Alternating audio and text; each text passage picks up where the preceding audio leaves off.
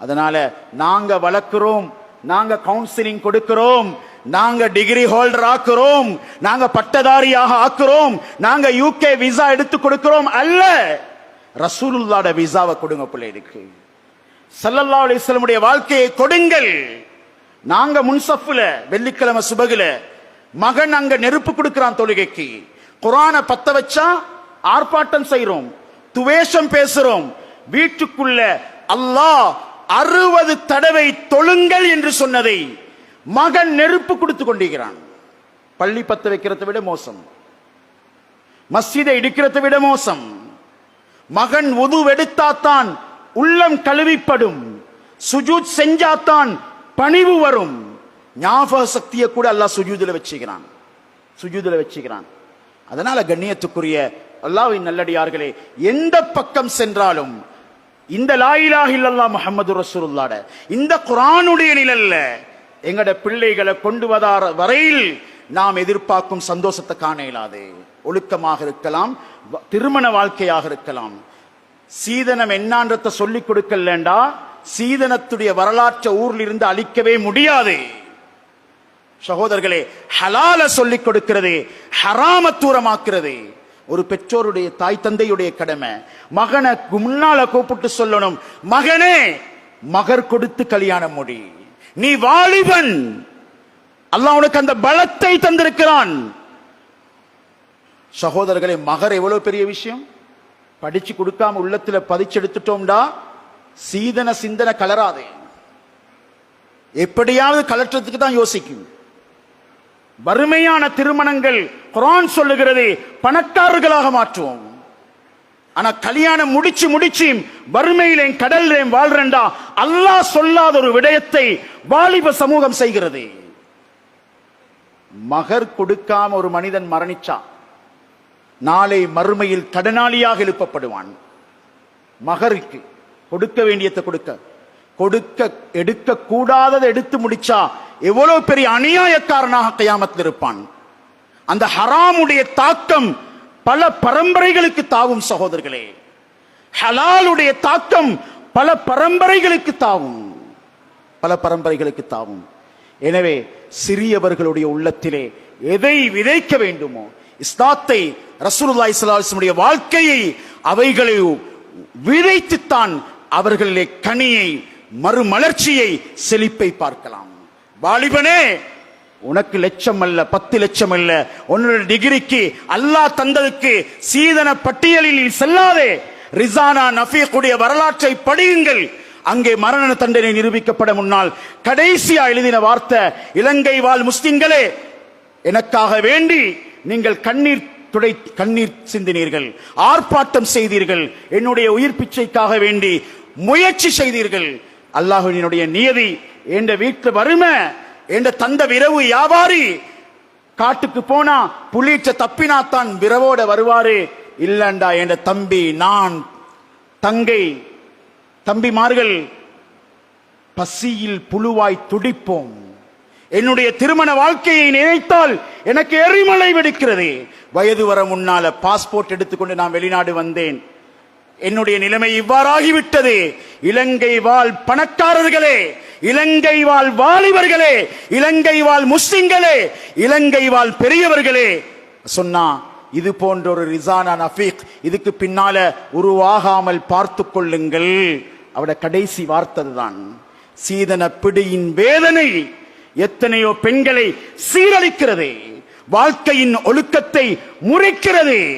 ஒரு பொம்புல 4 மாசத்துக்கு மேல, கண்ணியமான சகோதரர்களே, அல்லாஹ்வுடைய நல்லடியார்களே, தனியமையாக இருக்கேலாது. இத்தா கூட 4 மாசத்தோட முடியுது. ஏன் இது? ஆரம்பத்துல 1 வருடம் இத்தா இருந்தது, 1 வருட இத்தா. அதை அல்லாஹ் மாற்றினான். 1 வருடம் வேணாம், பெண்ணுடைய தேவை இருக்கிறது. சைக்கினையால் சொன்னால் புரிந்து கொள்ளலாம். சகோதரர்களே, தான் கல்யாணம் முடித்ததிலிருந்து தன்னுடைய மகளுக்காக 20-30 வருடம் வெளிநாட்டில் கழிக்க ஒரு பெண்மணி தனிமையாக விடுபடுவதற்கு இஸ்லாத்தின் பார்வையில் சத்தியமாக இடமில்லை. சகோதரர்களே, பாவம் அந்த பெண்மணி. இஸ்லாம் ஒழுங்காக அமைத்தது. இஸ்லாத்தின் தத்துவத்தை புரிந்து கொள்ளுங்கள். உது செய்ய சொன்ன இஸ்லாம் தலையை மசுக் செய்ய சொல்லிச்சு. 5 நேரமும் தலையை கழுவினா எப்படி இருக்கும்? உதுவா நடக்கும், தொழுகைக்கு ஆளா வருவாங்க, நோயாளியா ஹாஸ்பிட்டல் இருக்க வேண்டி வரும். முடிக்கு ஒரு தொடுதல் மசுக் செய்யுங்கோ, முகத்தை கழுவுங்கோ, பொருத்தமாத்தான் இஸ்லாம் எதையும் சொல்லிருக்கும். மகர ஆண்கள தலையில வைங்கோ, பெண்களை கண்ணியமாக வரவேற்றிடுங்கள், வாலிபனிடம் சொல்லிக் கொடுங்கள். ஒரு சகோதரர் சொன்னாரு, ஹசரத் நிக்காபாயான் நான் உட்கார்ந்தேன், சொல்றத கேட்டேன், இதான் சொல்ற பிள்ளைகளுக்கு நல்லதை கொடுங்கோ. திருமணமா இருக்கலாம், படிப்பா இருக்கலாம், ஆசிரியருடைய ஒழுக்கமா இருக்கலாம். நீங்க சொன்ன வார்த்தை புறாக்கும் பணம் கொடுத்து தான் வாங்கணும், பொம்பளைய சல்லி எடுத்து எப்படி கொண்டு வாரது சொன்னாரே. இந்த வார்த்தையை நீங்க சொன்னீங்க, என்னை சுட்டது. மகனை கூப்பிட்டு சொன்னேன், மினிஸ்டர் ஃபேமிலியில கல்யாணம் முடிக்கிற சரி, 4 கோடியில காரை கொண்டு நிப்பாட்டுன்னு சொன்ன சரி, இப்பவே போய் சொல்லி நானும் வருகிறேன். 1 வேணாம், மகளை மட்டும் அனுப்பி வைங்க, மோதிரம் கூட வேணாம். வாலிபர்களே, இஸ்லாம் மோட்டிவேட் பண்ணுது உங்களை. மடியில் வைத்து பிள்ளைகளை ஆர்வம் ஊட்டுகிறது. கொடுத்து வாழ், எடுத்து வாழாதே. கொடுத்து வாழுங்கோ. பொத்துவில்ல மஸ்ஜித் கட்டுறதுக்கு தந்தை வந்து அடிக்கல் நாட்டினாரு, கொழும்புக்கு போய் சேர்றதோட மரணிச்சிட்டாரு. பிள்ளைகள் எல்லாரும் சேர்ந்து கடல் மாறி பள்ளிய முழு குடும்பமும் சேர்ந்து கட்டினாங்க. வாப்பா வச்ச நீயத்தை பிள்ளைகள் ஹயாத்தாக்கி காட்டினாங்க. சகோதரர்களே, ஒழுக்கம் ஸல்லல்லாஹு அலைஹி வஸல்லம் முன்மாதிரி, தொழுகை, குர்ஆன் அதோட சொல்லுங்க, மகனே கண்ணியமாக வாழு, ஹலாலுக்குள்ள வாழு, உண்மையானவனாக வாழு. கடலிலே ஒரு பறவை 8000 கிலோமீட்டர் பறக்குகிறது. மரம் கிடையாது, நிழலார இடம் கிடையாது, இளைப்பாற மரங்கள் கற்கள் கிடையாது. ஆள் கடல் வழியிலே இவ்வளவு தூர பிரயாணத்தை அந்த பறவை செய்கிறது. சகோதரர்களே, அந்த பறவைக்கு கையிலே காலிலே இருப்பது ஒரே ஒரு கம்பி குச்சி அல்ல. அந்த கம்பு குச்சியில் தான் அது நிழல் இளைப்பாரி திரும்ப பிரயாணத்தை துவங்குகிறது. சுபஹானல்லாஹ். அந்த கடல் நடுவிலே தான் அது முட்டை விடுகிறது, அங்கேதான் குஞ்சு பொரிக்கிறது. பெற்றெடுத்த குஞ்சி அந்த குஞ்சியை 8000 கிலோமீட்டர் பறக்க பழக்கிறது. அந்த குழந்தைக்கும் ஒரு கம்பு துண்டை கொடுத்து அதே கடலில் பறந்து வர கற்றுக் கொடுக்கிறது. கண்ணியத்துக்குரியவர்களே, பிள்ளைகளுக்கு வாழ கற்றுக் கொடுக்க வேண்டும். அடுத்தவர்களுடைய சொத்தில் அல்ல, சொந்த கால்ல. அல்லாஹுடைய கயிறு வானத்திலிருந்து பூமியை நோக்கி வருகிறது. அதை பிடித்தால் செழிப்பாக அல்லாஹ் வாழ வைப்பான். பெற்றோரை மதித்தால் வாழ்க்கையில் பரக்கத், மகர் கொடுத்து திருமணம் முடித்தால் வாழ்க்கையில் பரக்கத். கண்ணியமானவர்களே, வாழ்க்கையில் இருக்கும் அத்துணை நெருக்கடிகளையும் அல்லாஹ் தூக்கி வீசுவான். சரியான சுன்னத்தான முறையில் வாழ்க்கையை அமைத்துக் கொண்டால். உச்சம் தலையிலிருந்து உள்ளம் கால் வரைக்கும் ரஹ்மத்துல்லில் ஆலமீனுடைய முறை இருக்கிறது. அதை எடுத்து நடந்து பார்ப்போம். பிள்ளைகளால் எவ்வளவு பெரிய கண் குளிர்ச்சி கிடைக்கிறது என்பதை பார்க்கலாம். கண்ணியமானவர்களே, இந்தியாவில் ஒரு மகன் கிடைக்கிறார். 15 வருஷத்துக்கு பின்னால கஷ்டப்பட்டு வளர்க்கிறாங்க. பஞ்சு மெச்சையில வெத்த மாதிரி வளர்க்கிறாங்க. வளர்த்து கொண்டிருந்த பிள்ளைய பாடசாலைக்கு அனுப்புறாங்க.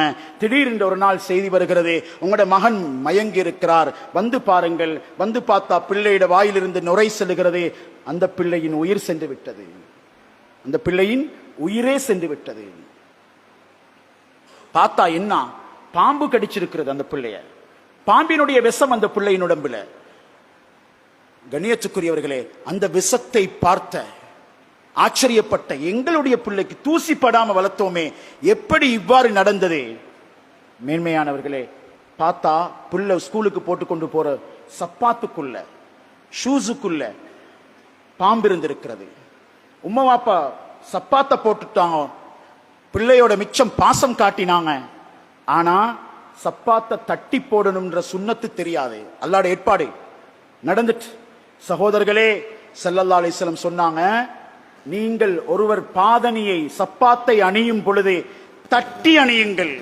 மறுமையின் நம்பிக்கை யாருக்கு இருக்கிறதோ அவர் சப்பாத்துக்குள்ளே இருப்பது என்ன என்று விளங்காமல் அணிய வேண்டாம் என்று சொன்னாங்க. தலைக்கல்ல, காலுக்கு போன்ற சப்பாத். இதுதான் சொல்றேன், சமூகம் சரிகிறது என்றால் காலிலும் தலையிலும் வாழ்க்கையிலும் திருமணத்திலும் மரணத்திலும் ஸல்லல்லாஹு அலைஹி வஸல்லம் உடைய வாழ்க்கை நெறி தூரமானால் ஒரு மரணித்த சமூகத்தை பார்க்கலாம். உயிருள்ள சமூகம் வேண்டும் என்றால் ஸல்லல்லாஹு அலைஹி வஸல்லமை அபூ பக்கர் ரலியல்லாஹு தஆலா, அபூ அய்யூபில் அன்சாரி ரலியல்லாஹு தஆலா வரவேற்று எடுத்தது போன்றே சிறியவர்களின் வாழ்க்கையில் அதை சேர்த்து விடுங்கள். அழகை பார்க்கலாம், செழிப்பை பார்க்கலாம், சந்தோஷத்தை பார்க்கலாம், துஆவை பார்க்கலாம், வெற்றியை பார்க்கலாம். கண்ணியமானவர்களே, மன நிறைவான தைரியமான ஒரு வாழ்க்கையை பார்க்கலாம். வல்லவன் அல்லாஹ் நம் அனைவருக்கும் நல்லருள் புரிவானாக. தவறுகளையும் குறைகளையும்